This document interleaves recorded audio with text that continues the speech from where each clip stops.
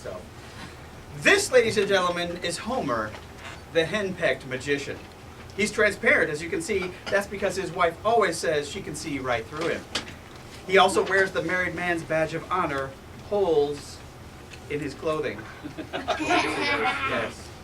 Homer is so henpecked, he even cackles in his sleep. Once he got so fed up hearing his wife's talking that he got a job as a hearse driver so he wouldn't hear any backseat driving. He should have gotten a job as a salesman, though. Boy, can he take orders. And here's the cause of all of his troubles: his black-hearted wife.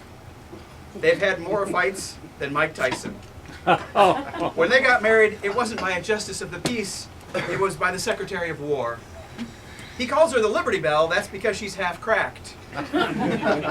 You've probably seen her yourself. She's the one who posed for that picture on iodine bottles. At any rate, Homer was getting to the point where he was in a rut. There he is in his rut. He could feel the marital ties cutting into him. In case any of you have never seen marital ties, this is one of them. It's sometimes worn around the neck like a noose. The purpose... I didn't write it. You get this down, Oliver? And this is how, yeah, I can give you this.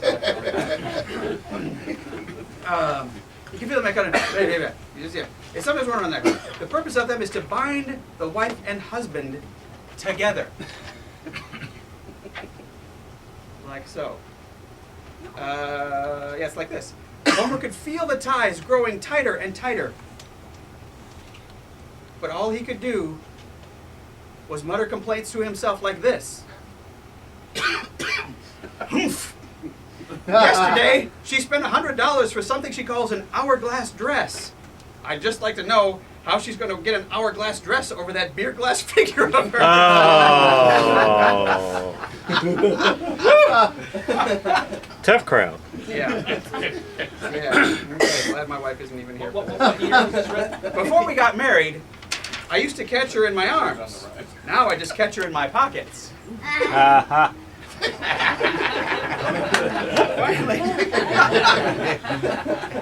Finally, one day, Homer realized he was inextricably bound to her and the institution of marriage. And that same day, he decided he wasn't ready for an institution just yet. But what was he to do? He was completely sewn up to her, and she held the ends of the ties that bound him. Would you come up here? What is your name? Josephine. Josephine. The lovely Josephine, would you hold this end for me? Mm-hmm. Can you reach it? Okay, just hold right there. Cheryl, would you hold this end for me? Mm-hmm. Very good. Excellent. Perfect job. So, he was completely sewn up in her, and she held the ends of the ties that bound him. But then Homer remembered he was a magician, and to a magician, all things are possible. He looked at his formidable bonds, and with the spirit of Houdini in his veins, he began to struggle against them. This is what is called a strain on the family tie. And then, with the speed of a miracle, he was completely free of his bonds.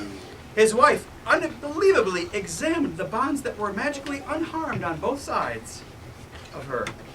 She never saw Homer again. Thank you very much. Let's give them a round of applause. Yeah.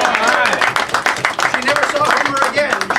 He merely left the house, saw a sign saying, "Drink Canada Dry," and went up there to try it. There you go. All right.